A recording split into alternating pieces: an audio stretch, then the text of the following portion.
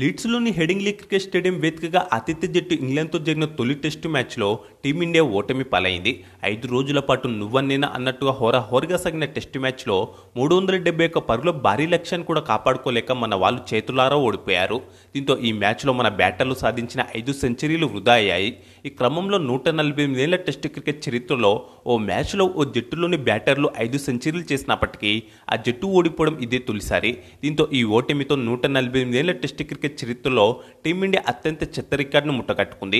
అలాగే ఇండియాపై అత్యధిక పరుగుల లక్ష్యాన్ని ఛేదించిన రెండో జట్టుగా ఇంగ్లాండ్ నిలిచింది. భారత్పై 2022లో 378 పరుగుల లక్ష్యాన్ని ఛేదించిన ఇంగ్లాండ్ జట్టే ఈ జాబితాలోనూ మొదటి స్థానంలో ఉంది. దీంతో ఇంగ్లాండ్ గడ్డపై వరుసగా 2 టెస్టుల్లో టీమిండియా 370కి పైగా పరుగుల లక్ష్యాన్ని కాపాడుకోలేకపోయింది. అలాగే లీడ్స్ మైదానంలో 350కి పైగా పరుగుల లక్ష్య ఛేదన నమోదు కావడం ఇది 4వసారి కావడం గమనార్హం. అంతేకాకుండా గత 7 టెస్టుల్లో ఇక్కడ చేజింగ్ చేసిన జట్లే గెలిచాయి. దీంతో లీడ్స్ మైదానంలో గత రికార్డు ఈ మ్యాచ్లోనూ కొనసాగింది. కాగా మన బౌలర్ల వైఫల్యం ఈ ఇన్నింగ్స్లోనూ స్పష్టంగా కనిపించింది. బుమ్రాపై అతిగా ఆధారపడటం భారత్ కొంపముంచింది.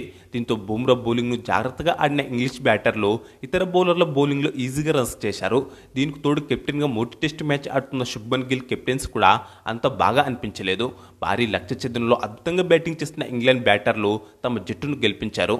ముఖ్యంగా భారీ లక్ష్య ఛేదనలో ఇంగ్లాండ్ ఓపెనర్ బెన్ డకెట్ భారీ సెంచరీతో చెలరేగాడు. అతనికి హాఫ్ సెంచరీలతో జాక్ క్రాలే జో రూట్ సహకరించారు. దీంతో సచిన్ అండర్సన్ ట్రోఫీని టీమిండియా ఓటమితో ప్రారంభించింది. 5 మ్యాచ్ల టెస్టు సిరీస్లో ఇంగ్లాండ్ 1-0తో ఆధిక్యంలోకి వెళ్ళింది. కాగా గత 9 టెస్టుల్లో టీమిండియా ఒకే ఒక మ్యాచ్ గెలిచి ఏకంగా 7 ఓడిపోవడం గమనార్హం. ఒక మ్యాచ్ డ్రా అయింది.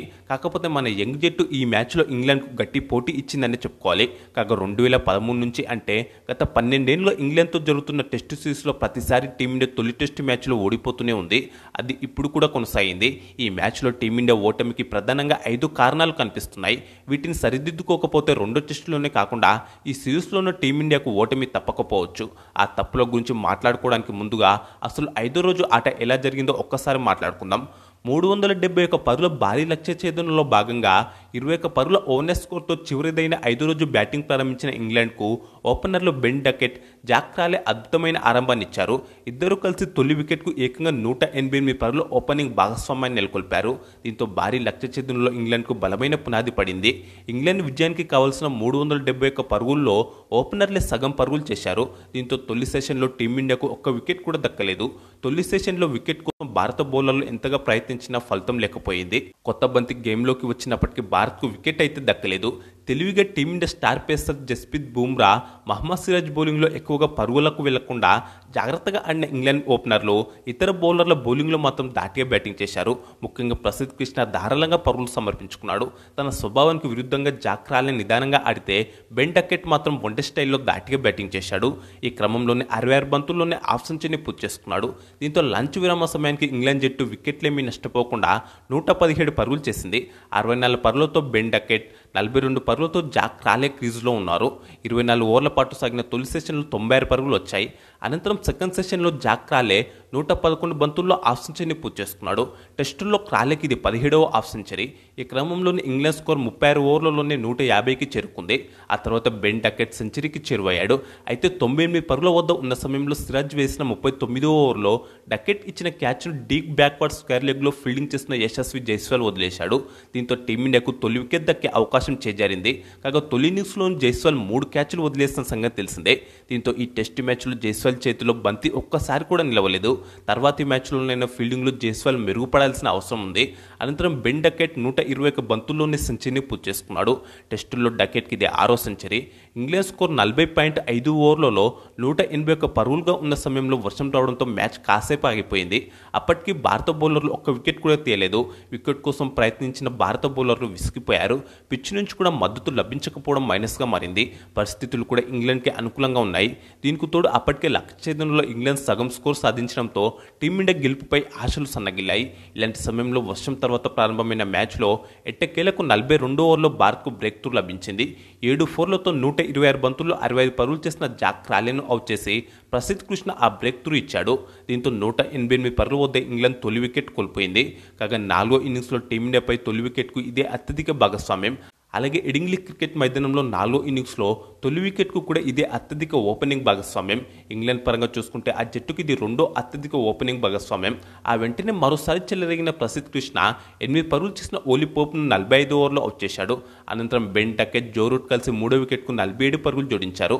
ముఖ్యంగా జడేజా బౌలింగ్లో బెన్ డకెట్ ఆడిన రివర్స్ స్వీప్ షాట్లు అలరించాయి.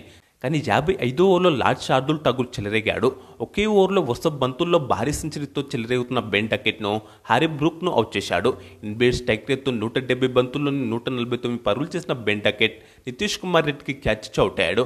కాగా 4వ ఇన్నింగ్స్లో టీమిండియాపై అత్యధిక వ్యక్తిగత స్కోర్ సాధించిన బ్యాటర్గా బెన్ డకెట్ నిలిచాడు. ఆ తర్వాతి బంత్కే వికెట్ కీపర్ రిషబ్ పంత్కు క్యాచ్ ఇచ్చి హ్యారీ బ్రూక్ గోల్డెన్ డక్అవుట్ అయ్యాడు. దీంతో 253 పరుగులకు ఇంగ్లాండ్ 4 వికెట్లు కోల్పోయింది. కాగా ఈ మ్యాచ్లో మొదటి ఇన్నింగ్స్లో సెకండ్ ఇన్నింగ్స్లో లార్డ్ శార్దుల్ ఠాకూర్కు కెప్టెన్ గిల్ ఆలస్యంగా బౌలింగ్ ఇవ్వడం ఆశ్చర్యపరిచింది. అయితే 65 పరుగుల వ్యవధిలోనే 4 వికెట్లు తీయడంతో ఒక్కసారిగా టీమిండియా మ్యాచ్లోకి వచ్చింది. కానీ 58.3 ఓవర్లలో ఇంగ్లాండ్ స్కోర్ 269 పరుగులు ఉన్న సమయంలో మళ్లీ వర్షం వచ్చింది. దీంతో కాస్త ముందుగానే టీ బ్రేక్ ఇచ్చారు. సెకండ్ సెషన్లో 28.3 ఓవర్లలోనే ఇంగ్లాండ్ ఏకంగా 5కు పైగా రన్ రేట్తో 149 పరుగులు చేసింది. కానీ 4 వికెట్లు కూడా కోల్పోయింది. ఇక చివరి సెషన్లో ఇంగ్లాండ్ గెలవాలంటే 102 పరుగులు అవసరం కాగా భారత్ గెలవాలంటే 6 వికెట్లు తీయాల్సిన పరిస్థితి ఏర్పడింది. దీంతో మ్యాచ్ రసవత్తరంగా మారిపోయింది. టీ బ్రేక్ అనంతరం జో రూట్, స్టోక్స్ కలిసి ఇంగ్లాండ్ స్కోర్ను 300 దాటించారు. అయితే జడేజా బౌలింగ్లో పదే రివర్స్ స్వీప్ షాట్స్ ఆడిన స్టోక్స్ చివరకు అదే రివర్స్ స్వీప్ షాట్కు ప్రయత్నించి గిల్కు క్యాచ్ ఇచ్చి అవుట్ అయ్యాడు. దీంతో 302 పరుగులకు ఇంగ్లాండ్ సగం వికెట్లు కోల్పోయింది. స్టోక్స్ 32 పరుగులు చేశాడు. మిగిలిన 69 పరుగులను జో రూట్, జేమీ స్మిత్ మరో వికెట్ పడకుండా పూర్తి చేశారు. ఈ క్రమంలో టెస్టులో రూట్ 66వ హాఫ్ సెంచరీని కూడా పూర్తి చేసుకున్నాడు. మొత్తంగా 82 ఓవర్లలోనే 5 వికెట్లు మాత్రమే కోల్పోయి 371 పరుగుల లక్ష్యాన్ని పూర్తి చేసిన ఇంగ్లాండ్ 5 వికెట్ల తేడాతో విజయం సాధించింది. 53 పరుగులు చేసిన జో రూట్, 44 పరుగులు చేసిన స్మిత్ నాటౌట్గా నిలిచారు. సెకండ్ ఇన్నింగ్స్లో భారత బౌలర్లలో శార్దుల్ ఠాకూర్, ప్రసిద్ధ్ కృష్ణ రెండేసి వికెట్లు తీయగా జడేజా 1 వికెట్ తీశాడు. బుమ్రా, సిరాజ్ బాగానే బౌలింగ్ చేసినప్పటికీ వారికి 1 వికెట్ కూడా దక్కలేదు. బెన్ డకెట్కు player of the match award దక్కింది. కాగా ఈ మ్యాచ్ తొలి ఇన్నింగ్స్లో ఇండియా 471 పరుగులు చేయగా ఇంగ్లాండ్ 465 పరుగులు చేసింది. రెండో ఇన్నింగ్స్లో ఇండియా 364 పరుగులు చేయగా ఇంగ్లాండ్ 371 పరుగుల లక్ష్యాన్ని పూర్తి చేసింది. ఇక ఈ మ్యాచ్లో భారత ఓటమికి ప్రధానంగా 5 కారణాలు కనిపిస్తున్నాయి. మొదటి కారణం ఏంటంటే మన లోయర్ ఆర్డర్ దారుణ బ్యాటింగ్ వైఫల్యం. మొదటి ఇన్నింగ్స్లో చివరి 7 వికెట్లను 41 పరుగుల వ్యవధిలోనే, రెండో ఇన్నింగ్స్లో చివరి 6 వికెట్ల 31 పరుగుల వ్యవధిలోనే టీమిండియా కోల్పోవడం కొంపముంచింది. రెండో కారణం విషయానికి వస్తే ఫీల్డింగ్ దారుణంగా ఉండడం. ఈ మ్యాచ్ రెండు ఇన్నింగ్స్లో మన ఫీల్డర్లు దారుణంగా ఫీల్డింగ్ చేశారు. మొదటి ఇన్నింగ్స్లో ఏకంగా 6 క్యాచ్లను వదిలేశారు. దాని ఫలితంగా ఇంగ్లాండ్కు 150 పరుగులు వచ్చాయి. ఆ క్యాచ్లు పట్టి ఉంటే మొదటి ఇన్నింగ్స్లో మనకు భారీ ఆధిక్యం వచ్చేది. 4వ ఇన్నింగ్స్లోని కీలక సమయంలో యశస్వి జైస్వాల్ క్యాచ్ వదిలేశాడు. అతనొక్కడే ఈ మ్యాచ్లో ఏకంగా 4 క్యాచ్లు వదిలేశాడు. మూడోది బౌలింగ్ వైఫల్యం. కొంతకాలంగా విదేశాల్లో టెస్టుల్లో మన వాళ్ళు ఎక్కువగా బుమ్రా పైనే ఆధారపడుతున్నారు. మిగతా వారి నుంచి అతనికి సరైన సహకారం లభించడం లేదు. ఈ టెస్టు మ్యాచ్లో కూడా అది స్పష్టంగా కనిపించింది. ఈ విషయాన్ని ముందుగానే గమనించిన ఇంగ్లాండ్ 4వ ఇన్నింగ్స్లో బుమ్రాకు 1 వికెట్ కూడా ఇవ్వకుండా జాగ్రత్తగా బ్యాటింగ్ చేసింది. మిగతా బౌలర్ల బౌలింగ్లో మాత్రం పరుగులు రాబట్టింది. 4వ కారణం ఏంటంటే సరైన టీం ఎంపిక లేకపోవడం. ఈ మ్యాచ్లో బౌలింగ్ ఆల్రౌండర్గా నితీష్ కుమార్ రెడ్డిని పక్కన పెట్టి మరీ శార్దుల్ ఠాకూర్ను ఆడించారు. కానీ అతనితో సరిగ్గా బౌలింగే చేయించలేదు. అలాగే ఆకాశ్దీప్, హర్షదీప్ సింగ్ వంటి స్వింగ్ బౌలర్లను కాదని ప్రసిద్ధ్ కృష్ణన్కి ఆడించారు. కానీ అతను మాత్రం ధారాళంగా పరుగులు సమర్పించుకున్నాడు. ఇక చివరిదైన 5వ కారణం విషయానికి వస్తే కెప్టెన్గా గిల్ వైఫల్యం. కెప్టెన్గా తొలి మ్యాచ్ కావడంతో గిల్లో అనుభవలేమే కనిపించింది. 4వ పేసర్ శార్దుల్ ఠాకూర్ను సరిగ్గా వాడుకోలేదు. అలాగే ప్రసిద్ధ్ కృష్ణ ధారాళంగా పరుగులు ఇస్తున్నప్పటికీ చేజింగ్లో పదే అతనికి బౌలింగ్ ఇచ్చాడు. దీంతో ఉత్కంఠగా మారిన చివరి సెషన్లో ఇంగ్లాండ్కు ప్రసిద్ధ్ బౌలింగ్లో పరుగులు ఈజీగా వచ్చాయి. అలాగే ఇంగ్లాండ్కి లక్ష్యానికి దగ్గరగా వస్తున్న సమయంలో బుమ్రా, సిరాజ్ను పక్కన పెట్టి మరీ ప్రసిద్ధ్కి పదే బౌలింగ్ ఇచ్చాడు.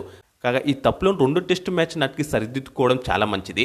అప్పుడే జట్టు గెలిచే అవకాశాలు ఉంటాయి. లేదంటే సిరీస్ కూడా కోల్పోయే ప్రమాదం ఉంటుంది. ఇక ఈ వీడియోకు లైక్, కామెంట్, షేర్ చేసి మన ఛానల్ను సబ్స్క్రైబ్ చేసుకోండి.